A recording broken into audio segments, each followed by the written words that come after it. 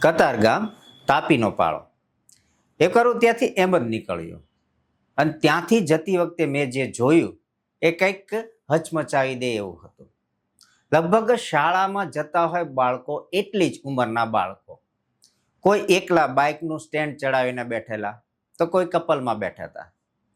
અને જે કપલમાં હતા એ લોકો વળી પાછા માથે ઓઢણી ઓઢીને બેઠા હતા. ખબર નહીં શું કરતા હોય. અમુક બાળકોના હાથમાં સિગારેટ પણ હતી, ધુમાડાના ગોટે ગોટા. અમુક બાળકો સ્કૂલ યુનિફોર્મમાં હતા તો અમુક નોર્મલ યુનિફોર્મમાં હતા. આ દ્રશ્ય જોઈ ત્યાર પછી ઘણો વિચાર આવ્યો કે આ શું ચાલી રહ્યું છે. દરેક વાલીઓને નમ્ર વિનંતી છે કે તમારા બાળકો પર ખાસ નજર રાખો. એમના સ્કૂલના ટ્યુશનના ટાઈમિંગ પર ધ્યાન આપો. એમના સ્કૂલ ટ્યુશનના રજિસ્ટર પણ ક્યારેક સમય મળે તો ચેક કરતા રહ્યો. એમના દફતર પણ ચેક કરો.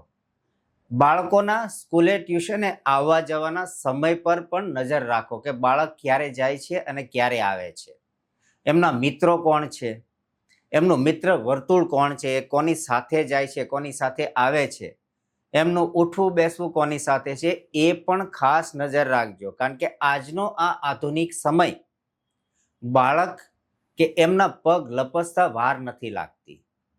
એટલે વહેલી તકે જાગો. દરેકે દરેક પેરેન્ટ્સને મારી નમ્ર વિનંતી છે કે વહેલી તકે જાગો, કારણ કે ક્યાંક મોડું ન થઈ જાય.